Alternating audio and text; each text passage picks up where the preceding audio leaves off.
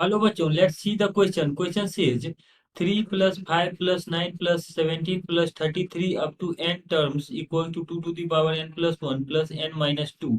Then nth term of LHS is, और इसके regarding हमारे पास ये चार ऑप्शंस गिवन है.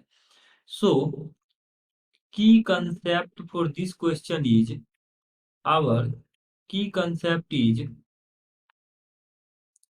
summation of r equals to 1 to n 2 to the power r can be written as 2 plus 2 to the power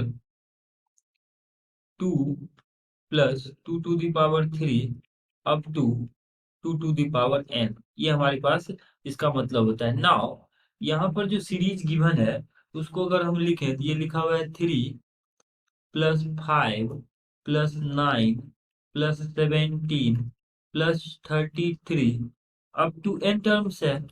up to n terms है हमारे पास, ये up to n terms. अब यहाँ पे हम क्या करते हैं, 3 को लिख लेते हैं 2 प्लस 1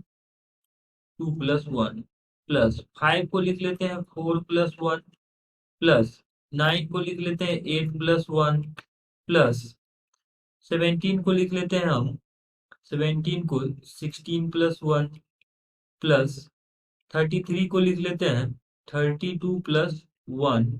और इस तरीके से ये सीरीज हमारे पास n टर्म्स तक बढ़ता चला जाएगा. अब इसको हम क्या करते हैं, 2 प्लस 4 प्लस 8 प्लस 16 और ये जो हमारे पास सीरीज लिखा हुआ है 16 प्लस 32 अप टू ये बढ़ता चला जाएगा n टर्म्स तक प्लस.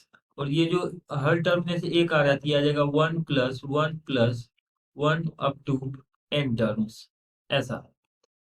अब यहाँ पर क्या है कि इसको अगर हम जनरलाइज वे में लिखें, so this can be written as summation r equal to 1 to n 2 to the power r, ये लिखा हुआ है. और प्लस में ये समेशन 1 लिखा हुआ है, ऐसा.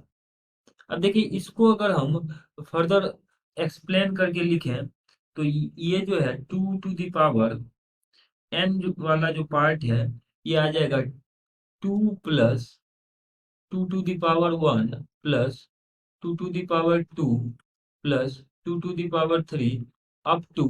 अब जो nth टर्म की बात आएगी, अप टू nth टर्म की बात करें तो 2 टू द पावर सिंपली ये आ जाएगा, जब ये स्टार्ट हुआ 2 टू द पावर 1 से यहाँ बेसिकली, तो यहाँ 2 आएगा, ईयर 3 और ये 4, इस तरीके से बढ़ता चला जा रहा है.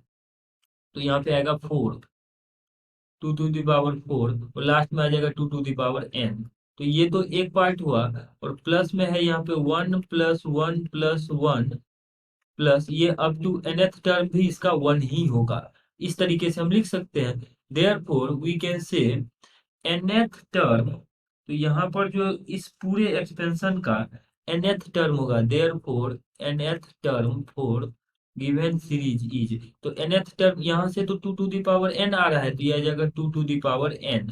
और यहाँ पर अगर हम देखें तो nth टर्म लास्ट टर्म यहाँ भी 1 ही है तो प्लस में 1 आ जाएगा. So overall nth term of LHS जो है 2 to the power n plus 1 है. अगर हम ऑप्शन में देखें तो 2 to the power n plus 1 जो है ऑप्शन सी में है. So option C is correct answer. Hope that you understood it well. Best of luck.